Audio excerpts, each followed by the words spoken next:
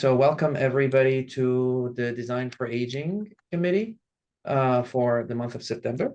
My name is Philippe Saad, and I'm a co-chair of this wonderful committee. And my co-chair is Jonathan Lashley.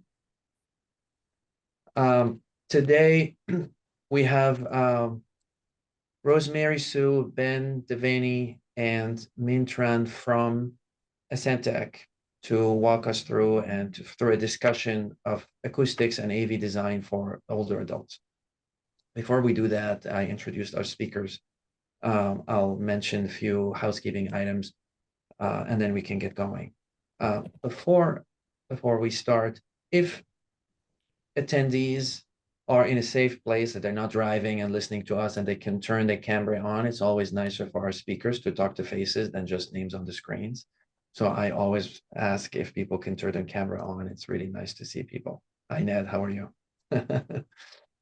The second thing is to say that the Design for Aging Committee meets every other month on the third Tuesday at 5:15. So our next meeting is potentially scheduled for November on the third Tuesday of November at 5:15. And we do that pretty regularly. And you can see a list of all our meetings on the BSA website under Design for Aging Committee. This meeting is recorded, as you all have noted as you were coming into the room. And the recordings will be available after the meeting on the BSA website. With this, I'm sorry, this meeting is also 1.5 HSW credits with the AIA. So I'm dropping in the group chat one more time the link for the Google form for which you will enter your information, and the BSA will file it with the AIA, and you'll receive the credit appropriately. So with this, I will introduce our speakers, and then I hand it to Rosemary, Ben, and Min to take us through the presentation that I've prepared. So personally, I've been working with Acoustics for, I don't know how long, 18 years. And I've been working with Ben and Rosemary consistently on many, many senior housing projects. And I want to say that they help us on very different levels. Sometimes it's a full service, sometimes it's a spec writing. They work with us on market rate project, CCRCs, affordable housing project, all different kinds. And their experience in AV and acoustics, and actually your firm has even more experiences and specialties, comes extremely helpful, not only in the early stages of the design, but also in DD, CDs, and even through construction. So that's why we invited the team of Acoustics to come in and give us an overview of acoustics and AV for older adults. I'll start by introducing Rosemary Sue. Rosemary is a principal and acoustician at Acoustics, and she works on various projects involving institutional, commercial, secondary education, residential facilities as well. She concentrates on architectural acoustics, mechanical system noise and vibration control, and environmental acoustics. Her creative and integrated design approach has helped guide projects from complex concepts into physical reality. She has given guest lectures and conferences talks on various acoustic topics, most notable on the topics of mass timber. Very hot topic these days in Massachusetts. Ben Devaney is also a principal at the Acoustics. He's an accomplished acoustical engineer with over 25 years of project management consulting in the areas of architectural and environmental acoustics and HVAC noise and vibration control for a wide range of institutional and commercial building types. He specializes in architectural acoustics design and analysis for healthcare infrastructure, including hospitals, medical office buildings, and life science labs. Ben also served as a subject matter expert at the Facilities Guideline Institute, FGI, as some of us know it, task force to develop the 2014 guidelines. The third presenter with us is Min Tran. He is a consultant at Acoustics, and he's an audiovisual systems designer with 10 years of consulting experience specializing in the design and construction of highly integrated AV systems for academic learning environments, life sciences, performing arts, corporate spaces, and sports facilities. As a project manager, he's involved in all phases of the project deliveries, from conceptual planning and equipment selection, system design, and CDs. He utilizes a range of computer modeling technology in the design process to model the acoustic performance of complementary sound systems. With this, I think I'm handing it to Rosemary. You'll share the screen and lead us through the presentation. Please go ahead. Thank you for the wonderful introduction. And let me share the screen and hopefully you can see the Yes, we're good. click.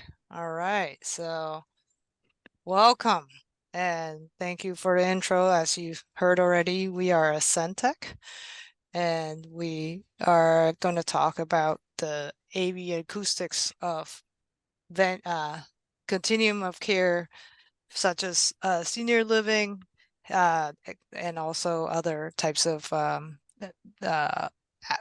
of the later stages of facilities.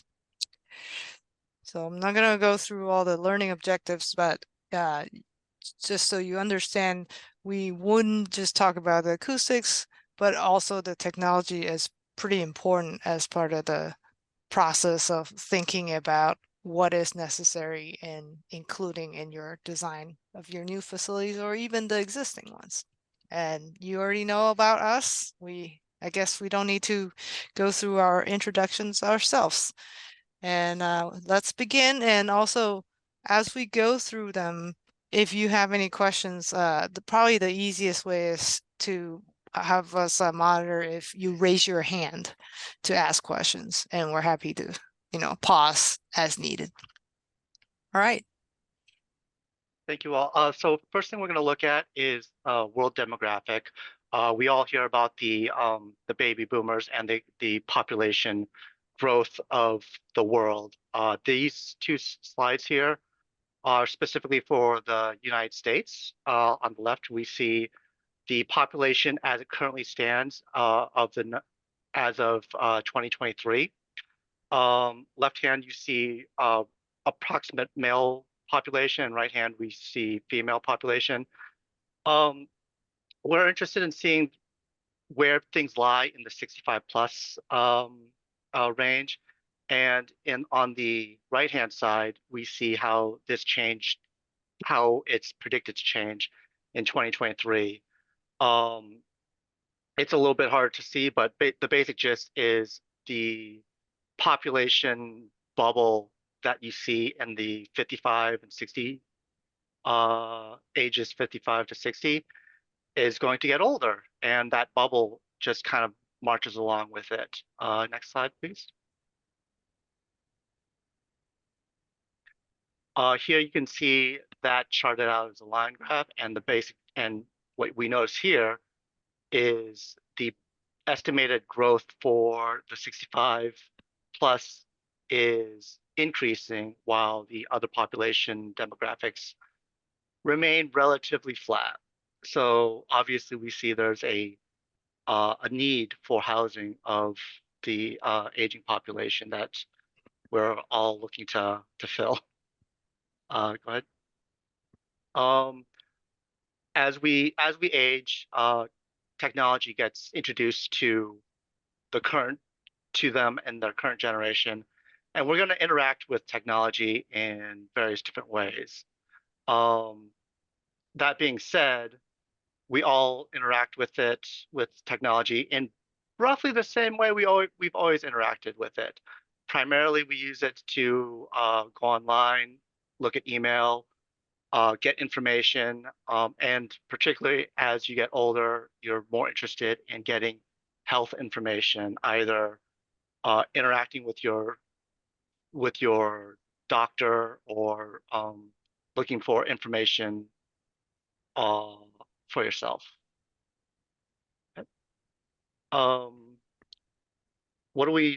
What does all this mean? Well, the basic gist is the senior population, that population is growing. We're expected to live longer, and as we age, we're going to need to incorporate the technology and incorporate that into our lives a little bit more, just as we did when we were our age right now and younger. So I'd like to talk a little bit about the hearing system and its effects and what happens with hearing loss, because that affects the acoustics of healthcare spaces, of senior living and healthcare spaces, and how the users of those spaces respond to sound. The hearing system, moving from left to right on this picture, starts out with the outer ear, with the pinna, the outside part of the ear that everyone can see, moving in through the auditory canal, and then moving to the middle ear, which is between the eardrum and the middle ear bones. And that's a mechanical amplifier that helps transform sound vibrations from the air into fluid vibrations. And so that middle ear gets connected to the cochlea, and that cochlea is basically is what transforms sound vibrations into nerve signals that go to the brain. The part that gets damaged in hearing loss is this cochlea, and we'll talk a little bit about that in upcoming slides. So next slide, please.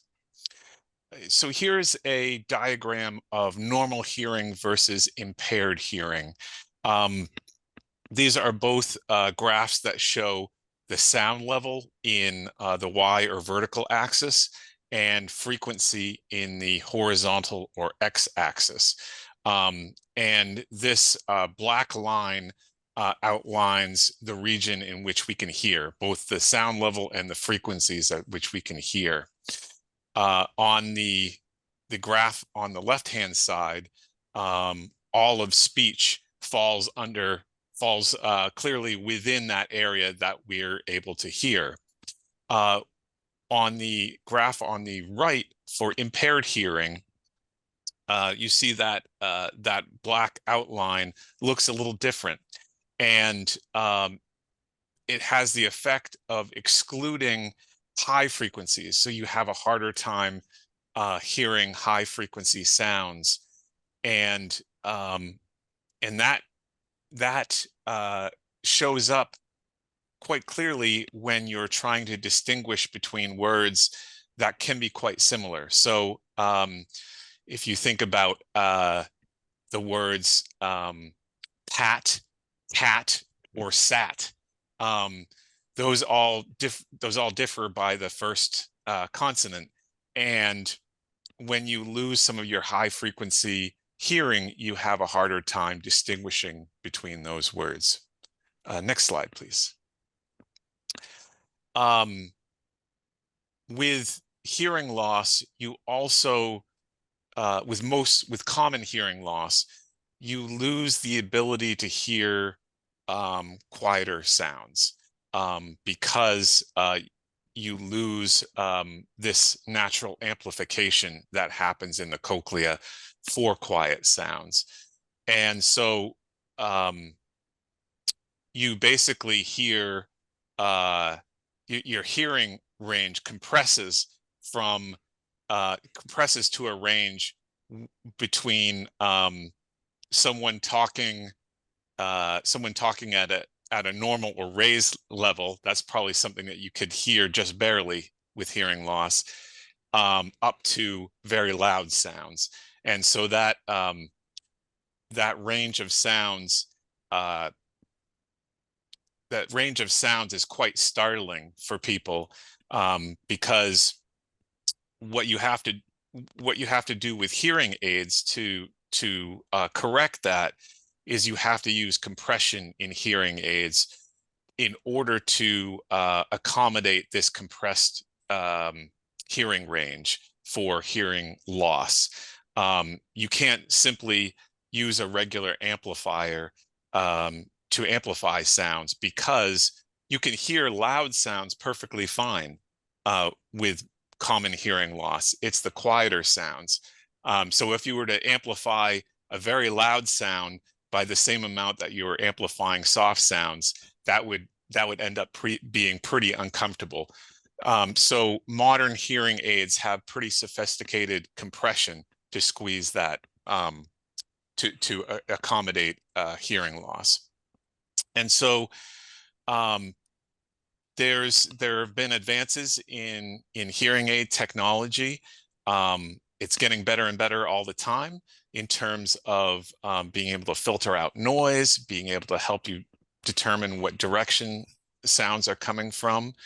And Min will talk a little more about how those hearing aids can interface with technology.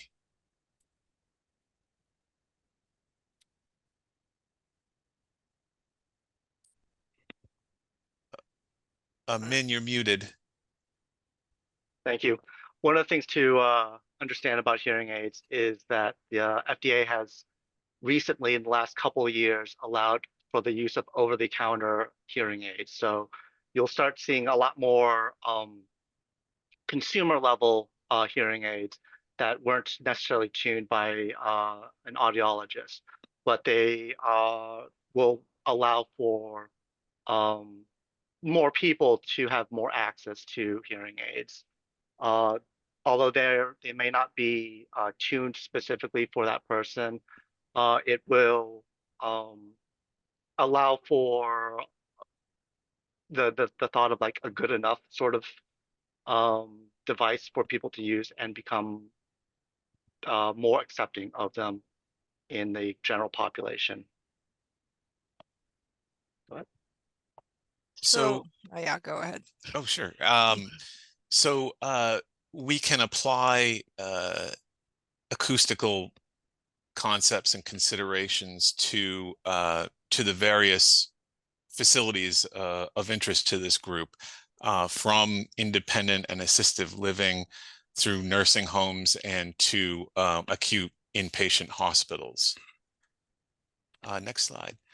So as Philippe mentioned, the Facilities Guideline Institute is a volunteer body that develops guidelines and codes for healthcare facilities and residential facilities via consensus process. And these guidelines are adopted state by state as building codes for healthcare and residential facilities. Next slide. So the most recent version is the 2022 edition. There are 3 editions. I'm showing the 2 most relevant to this discussion, the inpatient hospital guidelines and the residential guidelines. So for this residential guideline, the goal for this was to provide code language that state agencies can use in regulating independent assisted living and nursing facilities. Next slide. In FGI, it's defined, it provides definitions for independent living and assisted living. Independent living is similar to typical apartment use, and assistive living has apartment style units, but with the addition of assistance for various living activities. For independent living, the only regulation besides the building code that appears to be out there is for is the Housing for Older Persons Act in the federal government, which allows for some exemptions from the Fair Housing Act and is enforced by HUD. Next slide. In Massachusetts, the independent assisted living is is covered by the Executive Office of Elder Affairs. There's no specific acoustical requirements, simply refers to the state building codes. Next slide. For FGI versus the state building code, the code has requirements for separation between units, and it calls for STC 50 for airborne sound isolation. Airborne is conversations, conversations and other sounds that just happen in the air. The impact sound isolation requirement is impact insulation class, or IIC 50, and that covers footfall noise largely. The code also allows for field measurements, which are 45 for both airborne and impact sound isolation. On the FGI side, the FGI is pretty much harmonized with the building code, at least with regard to STC and airborne sound isolation. It also has some other requirements in terms of room noise, making sure that the room noise from mechanical systems isn't louder than NC 35. There are room absorption requirements to control echoes and noise buildup. These largely apply to public areas. And there are also requirements and guidelines in terms of speech privacy and outdoor to indoor transmission class, which is a measure of how well facades and glazing reduce sound from the outdoors to the indoors. Next slide. Ben, you So- can keep going, or I can Oh, jump in. Yes, go ahead, Rosemary. It's okay, I can sit here and relax. You know, but anyways, so the multi-family housing design is not that different on the approaches as the independent assisted living type housing, where the three things that as an acoustician we often mention to our design team is how much sound separation do you have, and how do the individual rooms behave so that you're as comfortable as possible, and lastly, how is the mechanical and other building systems impacting the living environment. And so, working together with the design team, we, provide recommendations that are probably familiar to most of you, which can range from the bedroom interior finishes to the common area. And as Ben was saying, for meeting the airborne and impact sound isolation requirements, a lot of times we end up working with these type 5 constructions and sometimes type 4, and then sometimes on podium where, sorry, just a second.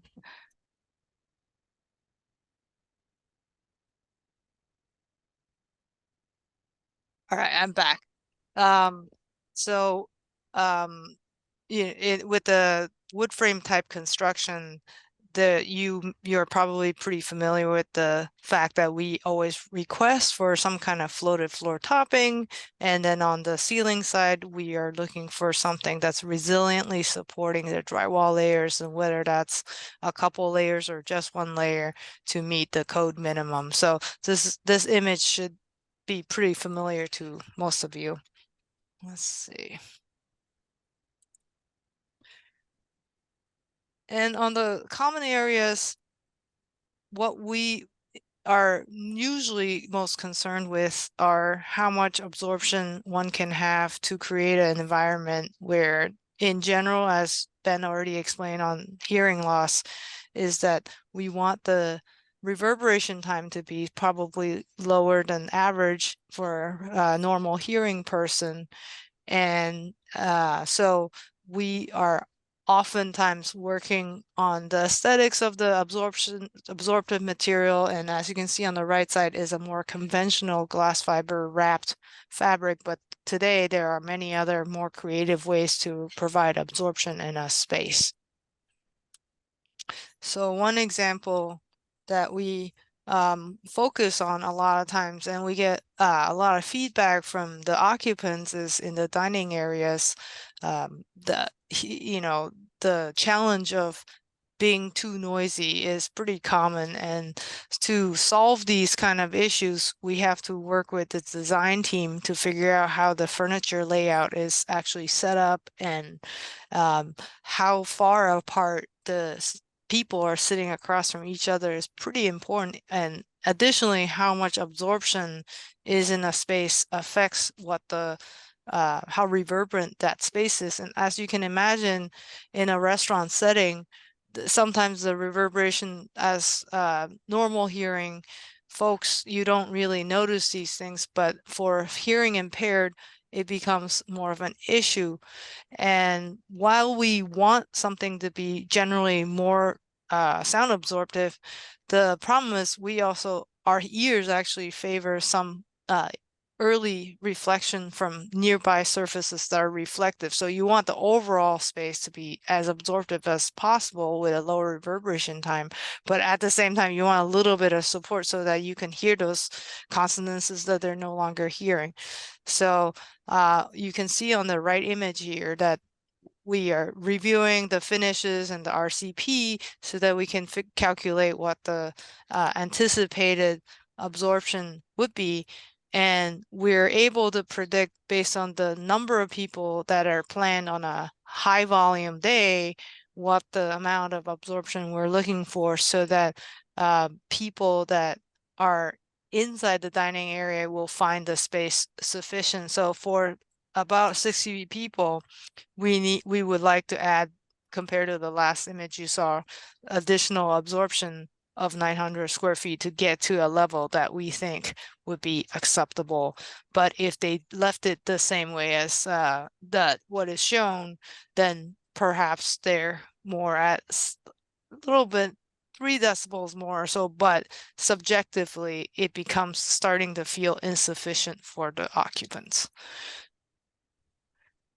In addition to the room acoustics and sound isolation parts that we care about, we also look at a lot of the building systems and how those may impact the living environment.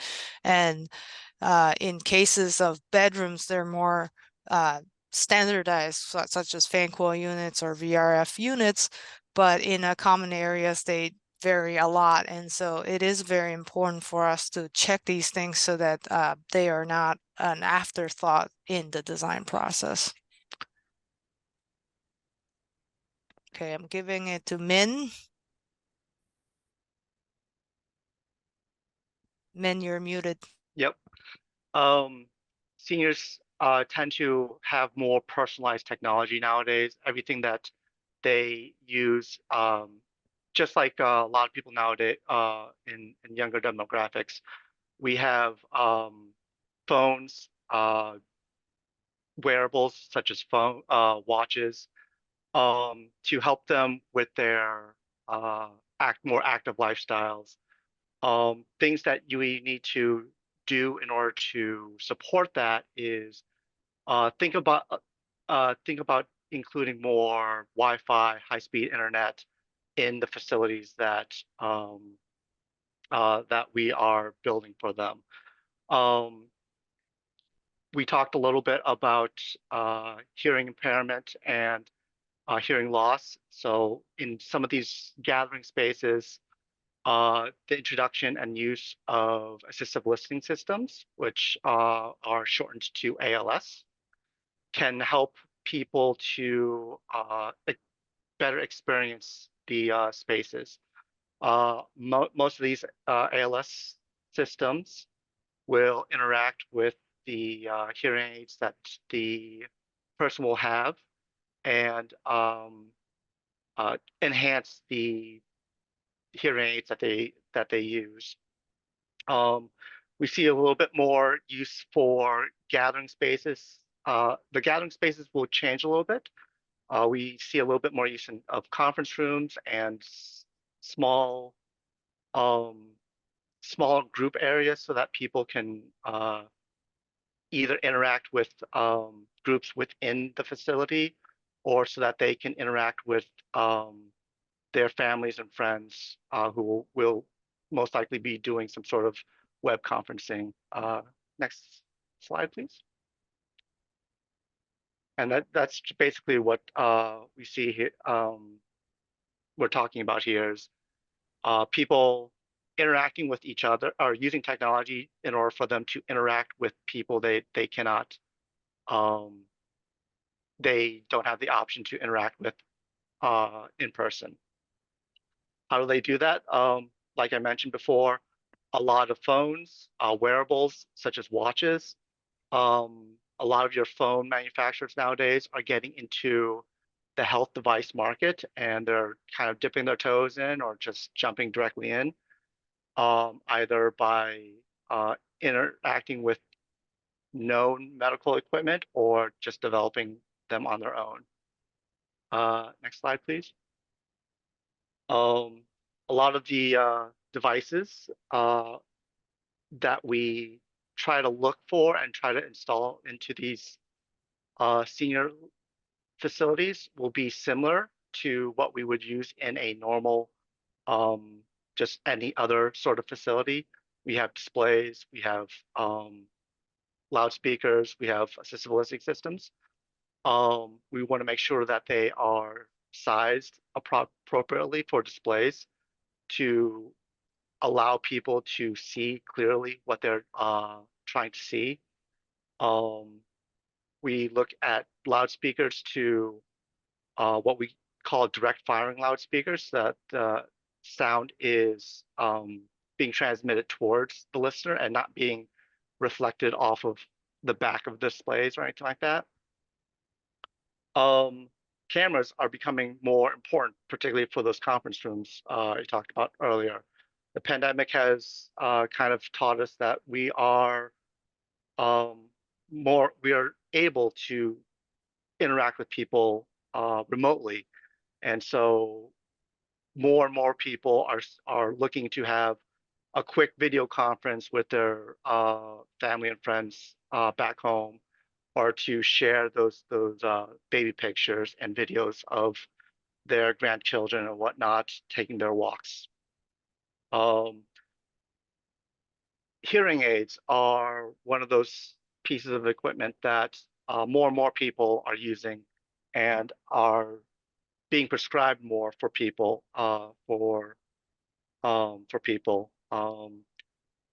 If for those who don't know, it's basically a small microphone with a small speaker that fits inside the person's ear.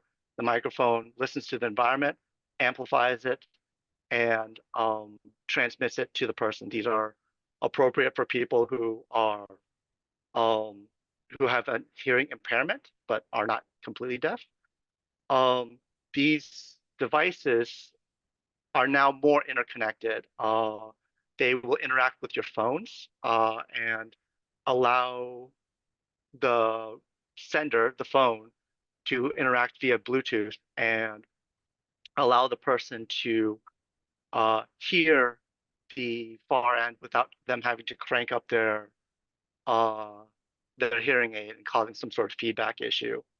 More and more United States hearing aids are also being fitted with what's called T-coils or telecoils.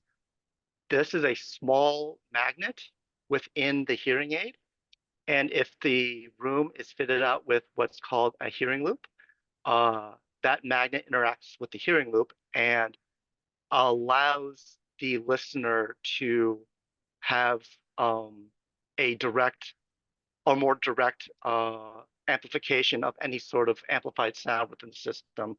Basically, think of performing arts rooms or theaters. Any sort of amplified sound will be able to be transmitted to the person's hearing aid without them having to get a separate device, which most other ALS systems are designed around.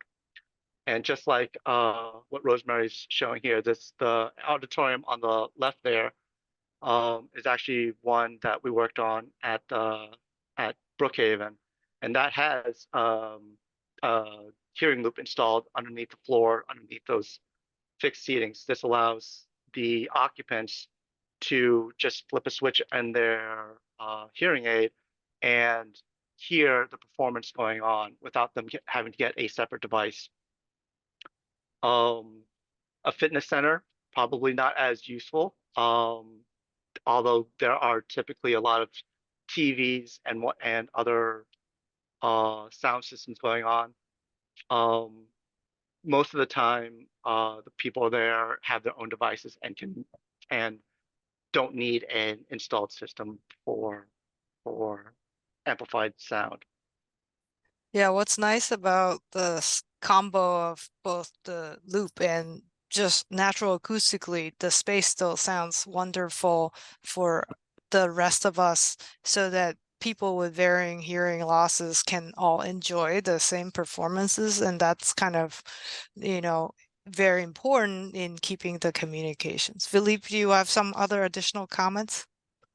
You've encouraged us to raise the hand and ask a question, and Yeah. something burning in my head is because I think you mentioned Bluetooth, hearing aid and Bluetooth, and then hearing aid and this magnet thing that goes in the ear and connects with a wire below the floor. Bluetooth is such a fantastic technology. I'm very curious as to why hearing aids are not like headphones, all Bluetooth enabled. You might have heard Apple releasing something very recently that their new AirPods are actually going for FDA certification to become hearing aids. So it's already kind of in the works. It's just trying to make sure that whatever is coming out is as good or better than what is already there. All right, great. Thanks. Because But all I hear is people complaining about their hearing aids all the time, right? Yeah. No one complains about their headphone. One of the things to know about Bluetooth, though, and probably one of the things that pushes back on Bluetooth is Bluetooth tends to be very latent, or has a lot of latency built into it. So when you're communicating with someone, as I'm talking, it would be very disconcerting if what I am saying arrives to your ear half a millisecond too late, which is one of the things that Bluetooth inherently is built in. So that's one of the things that kind of is a hindrance to it. But as you mentioned, it's in almost everything that you have nowadays, and it's just something that is being improved upon.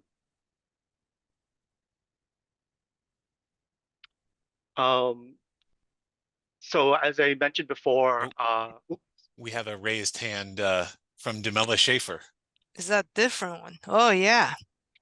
We don't know your name, but please do. It kind of goes to the Bluetooth, but also the hearing aid question, like to the hearing aid and consumerism. If it's over the counter and you don't have someone that's checking your hearing and where it's at, how do they know that it's not going to make it worse? So if you have glasses and someone's checking your eyesight and they're making sure that it's for you and it's personalized, how does someone know that your hearing's not going to get worse by having a counter? Yeah, I'm not an audiologist. But the basic gist is think about those little, to use your eyeglass metaphor, think of those readers that you see on the racks at CVS. You just try it on, see if it's better, and then if it is, then you use that one. Otherwise, you keep trying it. The over-the-counters have a little bit of DSP built into them so that you can adjust them a little bit. Most of them have some sort of app or some sort of built-in way for you to adjust them for yourself. But again, there's only so much you can do with it, and it's it's kind of new, so we'll see how people adopt it and interact with it. Thank you. But that is if you that is the main concern that a lot of audiologists voice when they're saying over the counter. Yeah. But another thing to answer your question is it actually takes the level has to be so loud for you to have permanent hearing damage. So for the over the counter, I'm sure there's a limit on how loud it can get, and it would take at least from the standards that we have available, it takes hours and hours of hearing at such levels exceeding that to get noticeable and detectable hearing loss. Thank you. So one of the things that as we mentioned, web conferencing and video conferencing is one of those things that has kind of crept into our facilities so that people can interact with long distance family members, healthcare providers, and whatnot. When you think of video conferencing, you probably think of what's on the left-hand side there. Somebody standing in front of the room with some display and a camera. It's basically using the same technology, but using it in a more personalized manner. Instead of a person standing in front of a large group, it's probably one or two people interacting with their family members or whatnot at a distance. And obviously one of those things that already had received a lot of traction before the pandemic, but just turned it up to 11 during the pandemic was telehealth and telemedicine, which allows people to interact with their physicians, or probably more importantly, physicians to interact with each other so that they can collaborate on providing the best healthcare possible. Go ahead. So moving to nursing homes, for the FGI guidelines, they have the same acoustical requirements as for independent or assisted living. In Massachusetts, nursing homes are regulated by the Massachusetts Department of Public Health, DPH. And those of you working with DPH know that they come up with these checklists for various facility types. For nursing homes, the only acoustical requirements on those checklists are related to dementia special care units, where the checklists require no overhead paging, adjustable nurse call sound levels, and ACT. Next slide. In reality, in nursing homes, in many of these patient care floors, the resident room doors are open. And so there's a lot of activity, noise, transmission between spaces. There are also limited capital resources in building these. So we have to balance any desired acoustical performance with the funding and capital available to build these facilities. Next slide. So when we have these doors open all the time, really the limiting construction, limiting benefit in a wall construction between rooms would be STC 45. If you were able to close doors on both sides, then higher STC walls would be a benefit.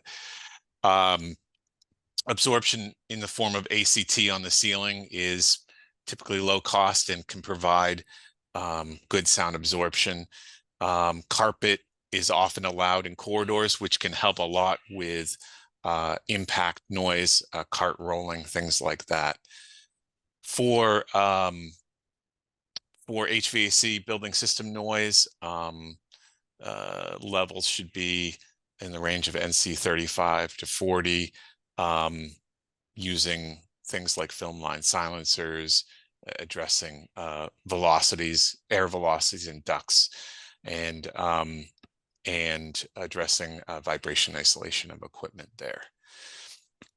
So one thing that can help, particularly in sleeping areas, is possible use of sound masking or white noise.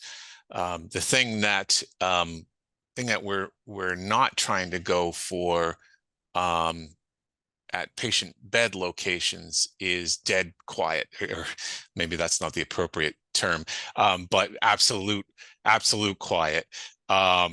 So we're not trying for silence, because when you have a silent background sound level, activity or impulse sounds, startling sounds become that much more startling.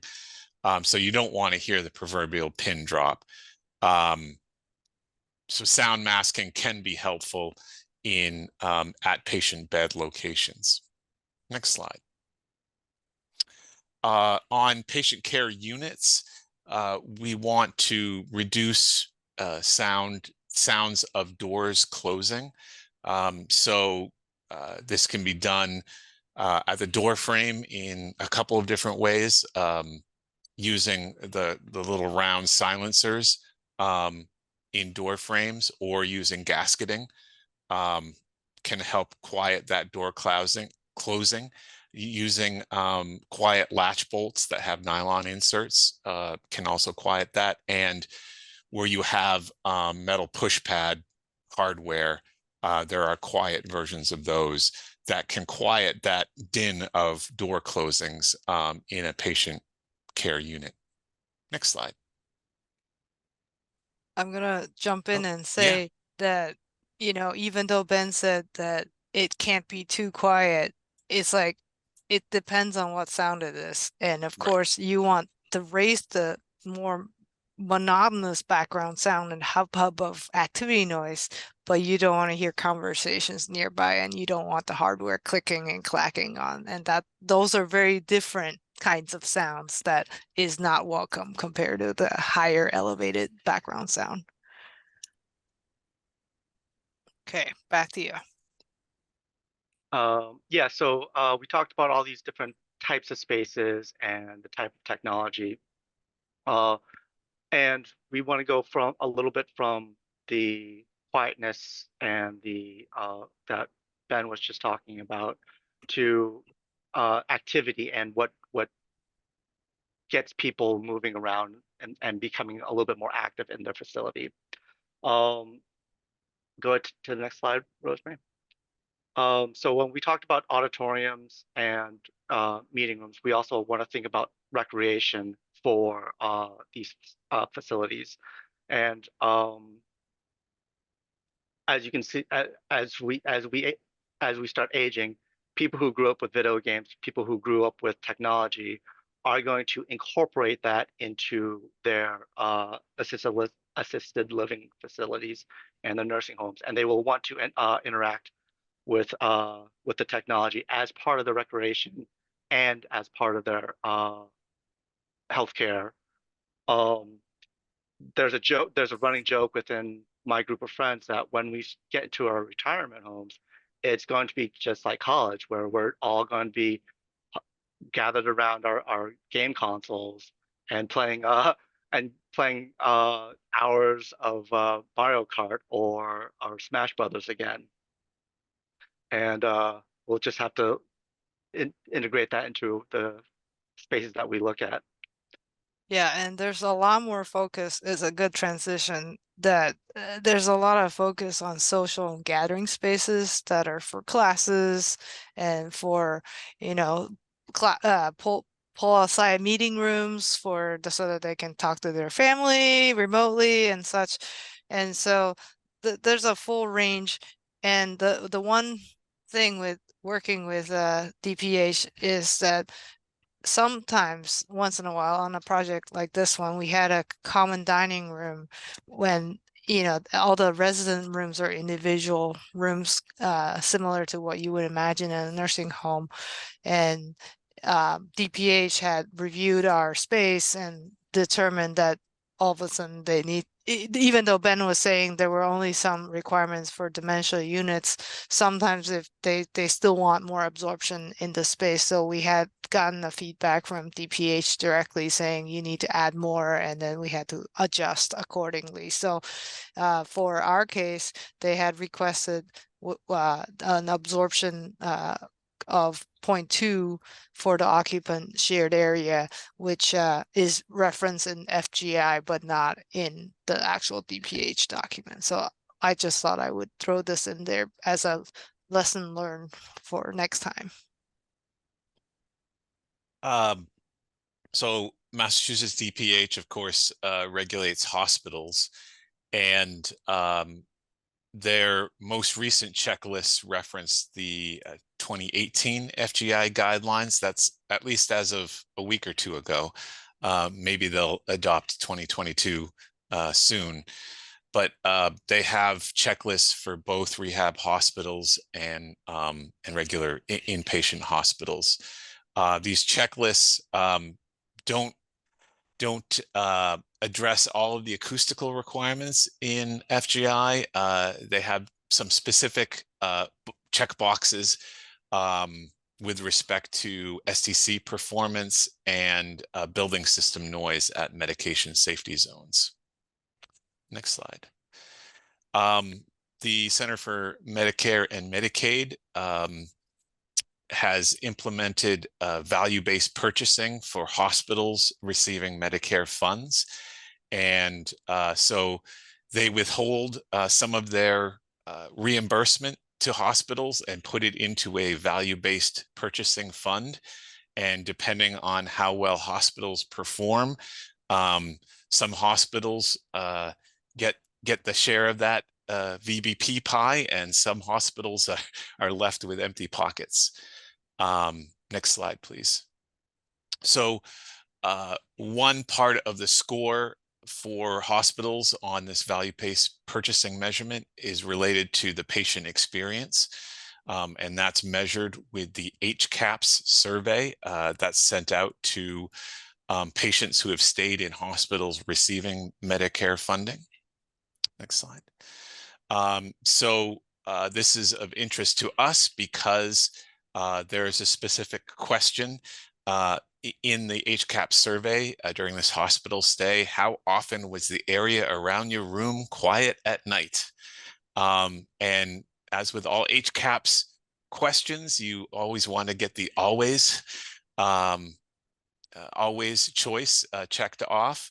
And so that question, along with other questions about cleanliness and how respectful the doctor is of you and how responsive nursing staff is, those all go into the HCAHPS score that affects your Medicare reimbursement for hospitals. Next slide. So for hospitals, we have a lot of the same concepts that we mentioned for nursing homes. Sound masking can help at patient bed locations to help people get a better night's sleep. Next slide.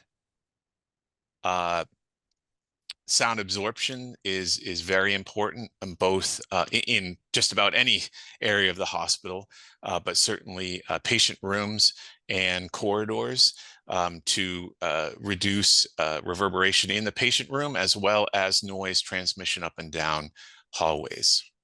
And so back a slide, Rosemary. So we're looking for high NRC materials, a noise reduction coefficient, typically in the ACT of corridors and patient rooms. Okay, next slide.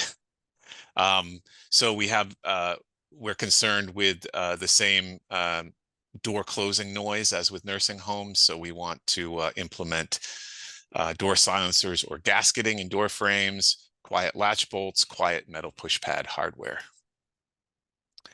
And we want to keep noisy equipment in separate rooms, preferably closed nourishment rooms on patient care units where you can tuck in ice machines, refrigerators, microwaves, other equipment like that. And on the intersection of technology and acoustics, we want to reduce the use of overhead paging as much as we can, at least in patient care areas, because this is another source of noise. And so there are some cool things with technology that you can do to direct that notification rather than announcing it over loudspeakers over the entire unit. Direct a call or page, to personal units or phones on staff. And there are staff location systems with RFID tags that you can use to locate staff rather than announcing a page that you need to find somebody. So these are all helpful to reducing noise on the unit, but certainly require sufficient IT infrastructure to handle the technology. Next slide. Alarm fatigue has been in the news for a few years now. It's still a big concern. There are a lot of alarms, especially when you've got a lot of things that you're monitoring on patients. There have been advances. There continue to be advances in terms of smart alarms on individual monitors that can really determine if something's really wrong or if it's just a fluke or a glitch. And these monitors can talk to each other. So if there's a glitch on one device, say the pulse oximetry on somebody's finger, they can also reference the EKG and other monitors to figure out whether something's really wrong or if there's a glitch that doesn't need to let the whole floor know about this. And with alarm notification, there are systems that can let let one person know first, let the most responsible person know about an alarm first, and then escalate to increasing numbers of people if the alarm isn't attended to, rather than broadcasting things across the whole floor. Again, this requires sufficient IT to handle all this technology. Next slide.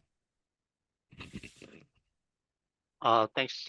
So speaking of technology, when you start looking at the amount of technology we have to stuff into the hospital, we kind of look at it in two different fronts. We look at the patient room and how the patient and the healthcare providers use that. We want to look at start interacting and using web-based video conferencing, again, like we talked about, for patient to healthcare provider, or for healthcare provider to other healthcare provider, as a collaborative unit for the team to provide the right amount of care for the patient.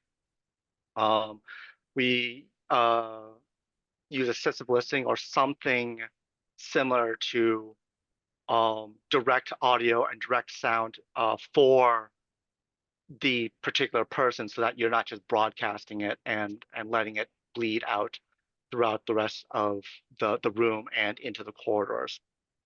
By the bedside, you obviously want to have access to medical records. All medical records nowadays are electronic, so it's no longer a paper chart that they see at the bed at the end of the bed. You want to have some sort of either device on a cart or some sort of tablet at the bedside for the people to access medical records. Personal entertainment, music, video, social media.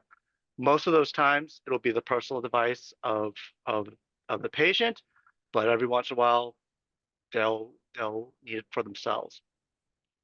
In the facility, you want to look at wayfinding. Typically, it's not digital, but if they can make it digital and make it more interactive, that always helps not just the patients, but the visitors and people who don't work at the hospital on a day-to-day basis. the bedside access for medical records needs some sort of infrastructure to live on, just like what Ben had mentioned about the paging systems and all the other things. The amount of telecommunications and just data that is running throughout the hospital has exploded. It just keeps rising. A lot of times things use Wi-Fi or DAS, the distributed antenna system. These are all ways that Wi-Fi for you to communicate with the hospital's network. The DAS is to communicate with the larger cellular network outside of the hospital. Next slide, please. We're looking at the patient room here. Most of what we see on the top left, kind of an older scheme for a patient room, multiple patients within a room. We have a little display on the arm for people to use that. We're moving more towards single patients per room with a display that occupies the foot wall. These displays are being used not just for the patient's educate or entertainment. It's being used for education as well, for discharge education, having videos run and telling patients what they want to do when they finally get home, things like that. These are also where they would interact with your remote healthcare provider and being able to see and also have them see you during your remote treatments. Next page, please. There's something we're trying to wrap up, so I just want to let you know. Yep. Yeah. Next page. This is all the different types of servers and pieces of equipment that support what you see going on within the patient room.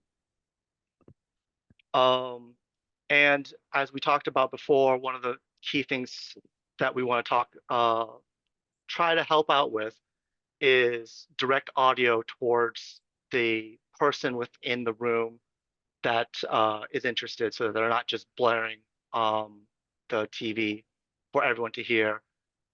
Here we have a directed speaker that focuses audio on at the patient bed rather than just out into the room. And that's it. Next page. Go ahead, Rosemary. I'm muted. Thank you. This is wrapping up, as you heard, a lot of different perspectives, and we start with more the independent living and then switching to assisted living, and then towards the end on the hospital care. There are some similarities and there are some differences, and so I hope that you found today's talk helpful, and if there are any questions, we're happy to take them. So Thank you, Rosemary, Ben, and Min. This tells us how complex this world is of acoustics and how it actually connects between AV and technology, and it's all kind of embedded. I want to see if I have a few questions for you guys, but I wanted to see if anyone in the audience has some questions or comments. I will jump in with a rather specific question, and I want to thank the three of you for joining us. That was really great, and I agree with Philippe. It shows how complex all the thought is and all the different directions this can head. If in dealing with multifamily senior independent living and to a certain extent assisted, when these projects within Massachusetts receive EOHLC funding, whether they're affordable or going in for some sort of funding from HLC, as you may be aware, carpeting is oftentimes frowned upon. And I just wonder if you want to speak a little bit about how you deal with that, either in terms of floor assemblies or what other strategies you might do to mitigate the inherent problems with things like LVT. I don't know if you want me to answer or Ben, but oftentimes you can do LVT with some kind of resilient underlayment, whether it's under the gypcrete or under the LVT, to solve that problem of footfall, but still not having carpet. And then in combination with a ceiling that is also resiliently supported. So it's kind of a two-part component with the finish of the flooring as well as the ceiling part. Well, I guess to follow up, Rosemary, as acoustics experts in that application, would you prefer carpet if you had like an ideal world? Well, if I was paying for it, right, then carpet would be the cheapest, but there are so many other reasons that nobody wants carpet. And there are hard flooring that looks like carpet to me that they're not actually carpet, which I think would fall under the same category as carpet, that seems to reduce the impact noise that we're all concerned about. But in terms of meeting the building regulation, no matter what, you have to meet that anyways for building code. So never mind the other institutions that require that and have no carpet. And also the trend right now is people don't want that carpet anyways. Yeah, the easiest way to meet code and to get good ratings would be to have carpet and have a carbon intensive construction, with concrete involved. And but that, there are a lot of reasons to not have those elements. And so it's fun, dealing with the challenges of meeting aesthetic cost, carbon implications, and trying to get a good acoustical performance. I am quite impressed with how nice LVT has come along over the years, and they do look pretty nice, and people like the hardwood look. So I have not feel like that's been the big pushback. Yeah, we're using more and more LVT, and the carpet is an easy solution, right, to get quickly there. I have a question about the technology and the noise of the technology. And you mentioned this, right? A lot of devices and TVs in hospitals and direct.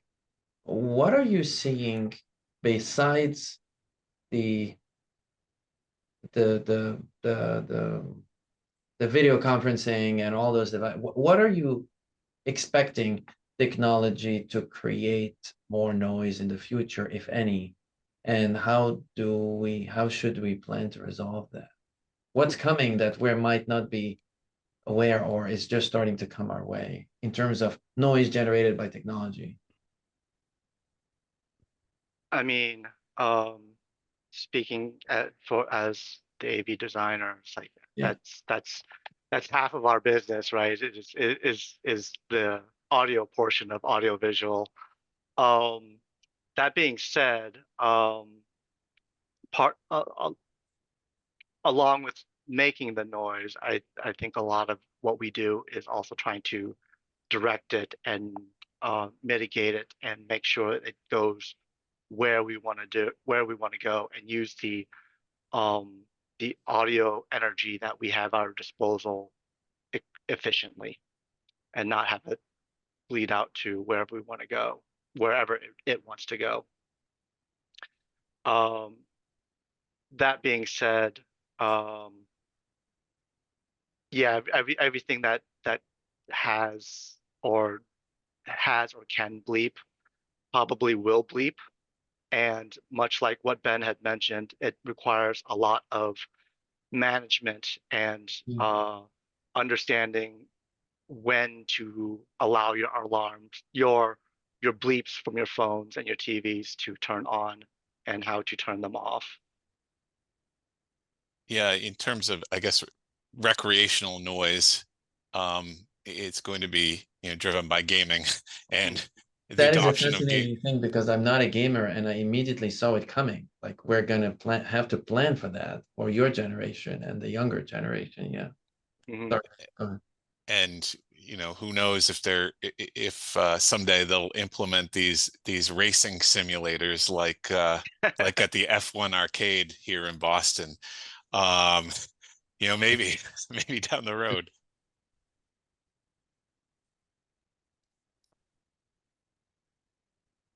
Thanks for the entertaining question that you have.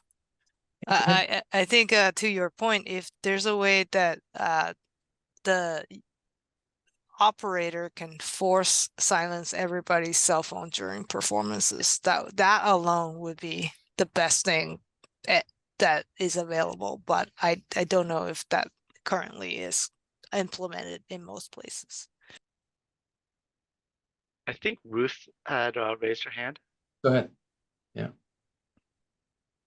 Mute. So quick question about offices one next to another or resident rooms one next to another, and especially when you're not required to have like a partition that's rated between the two rooms.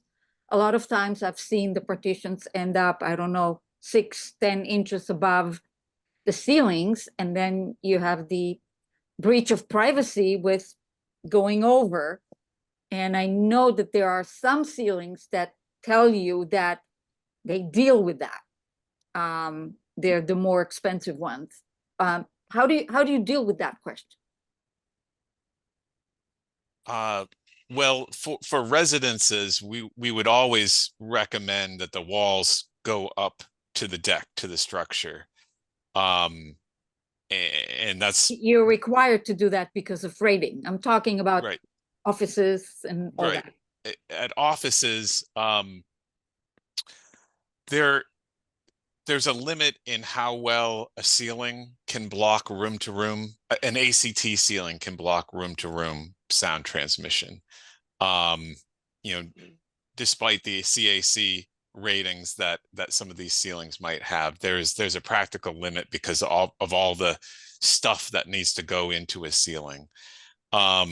So if you have to stop your wall just above the ACT ceiling, then you would really need to implement this sound masking, aka white noise, in the closed offices to get some speech privacy between the two, because you're really going to be effectively limited to STC 40 or so between these rooms.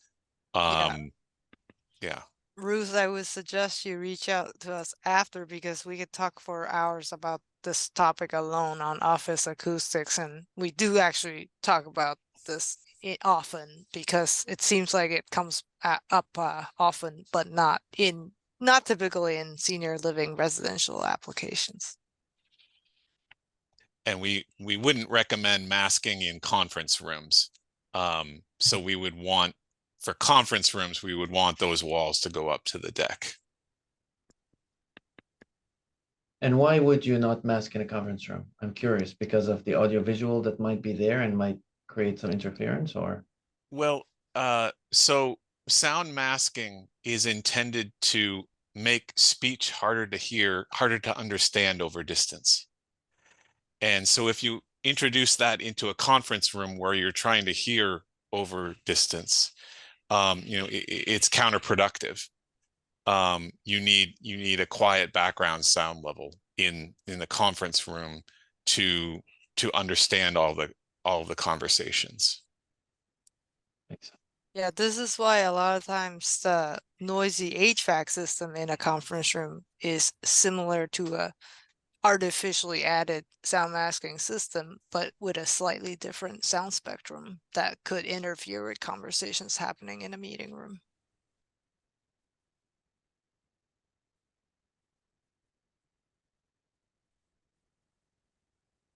Anyone else? Oh, what, Christian? Yeah, hi. Thanks for this talk. It's awesome to hear all this. I have a question about digital noise canceling. You know, we have it in the headphones, but is there any sort of large-scale application where we can make noisy rooms quieter through some destructive interference or something that is beyond sort of like a personal device? Not that's commercially available. The so the reason why it can work in headphones is that it can work in headphones, but really only at low or mid frequencies. And that's because you have this small defined geometry over which you can more easily cancel that sound out. When you're dealing with a large room with sound traveling in all sorts of different directions, it becomes really hard to provide the anti-noise to cancel out sound. Yeah. Yeah, Yeah. and if you notice, the headphone is pretty fixed shape. And if you have any architectural space larger than a square, it's always variable, and that answers that's why it's pretty difficult to do anything beyond the size of the headphones. But there are technologies to enhance the reverberation of a space when you have it very acoustically dead. So in a rehearsal room, there are ways to enhance it so that it makes you think that you're playing in a more reverberant space like a recital hall, but it's extremely difficult to cancel, make it the opposite direction. Yeah, you also have to think about it's in order to accept noise, have a microphone for around your head. It's very easy to be able to listen to that noise and cancel it out.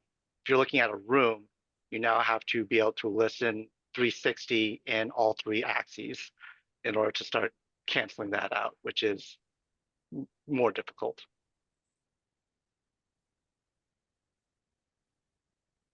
I have a question about hearing aids. Do they adjust for tinnitus or any ringing? I'm not pot. Uh, Yeah. they can introduce low levels of masking actually, Yeah.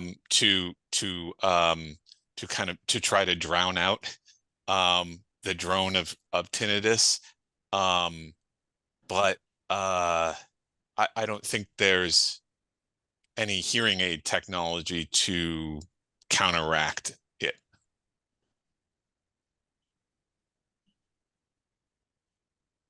We have Jess Hamilton, go ahead.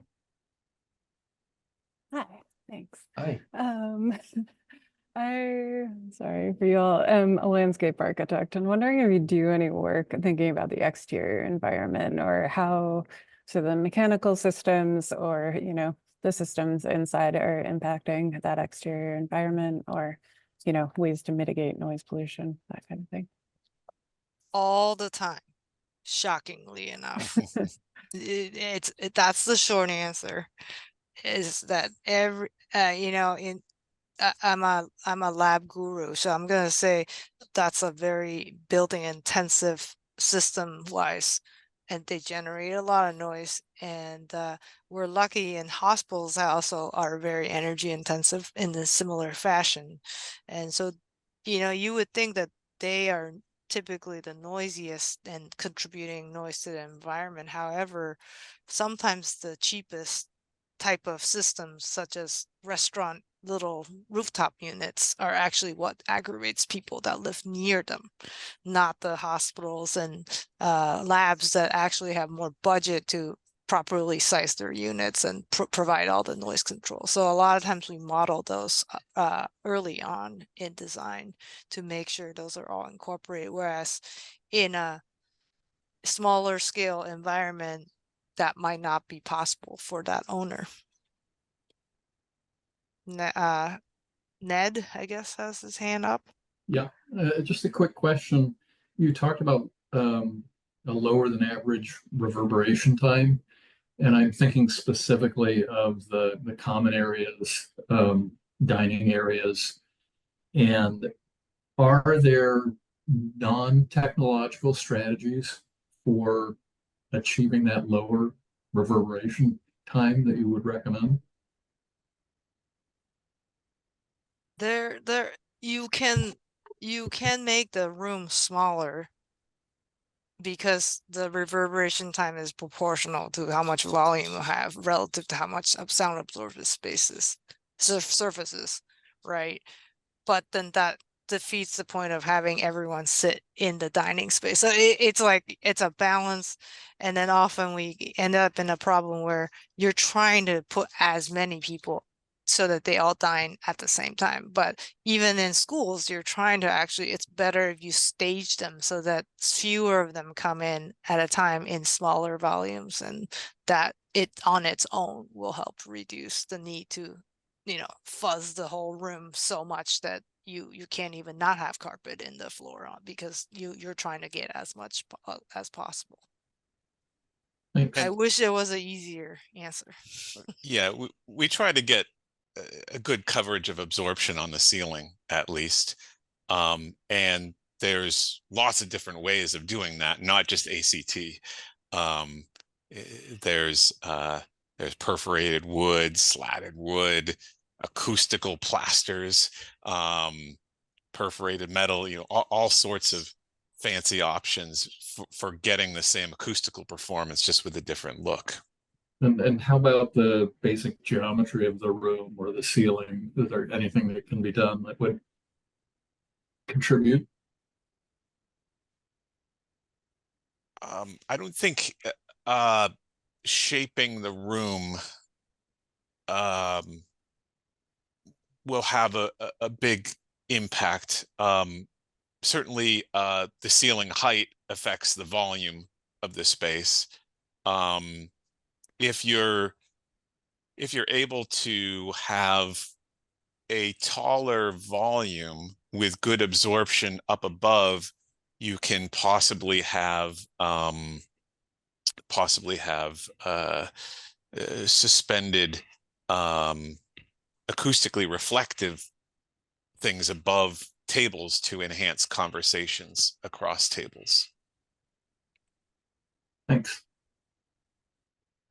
Ben, Rosemary, and Min, you guys mentioned, you talked about specific materials. I just wanted to highlight that working with you guys is not only about calculations, but you will also suggest materials sometimes that we as architects are not familiar with that will enhance the acoustics of the place. I just wanted to put it out there. Yes, that's definitely one of the benefit being a consultant, is seeing what other people are doing, right? And I don't necessarily be like, hey, you know, so and so firm is doing it this way, but we are more exposed to a variety of new products available. And then the vendors also, especially for Min's group, they come and show them the newest technology. So if there's some new active cancellation that you don't know about, I'm sure Min will know about it before you do.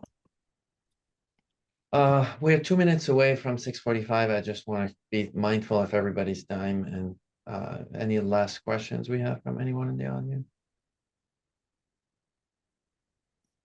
All right. The SNTech team, thank you very much for joining us today. I think it was a great conversation. Thank you.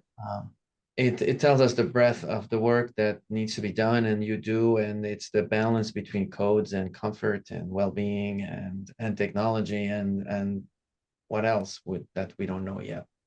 I'm fascinated by this thing is like, what do we not know yet that we need to mitigate for in terms of technology? So thank you everybody for joining us, and hopefully we see as many of you in our November meeting. Check regularly our BSA webpage and for the upcoming sessions that we have set up. So thanks everybody.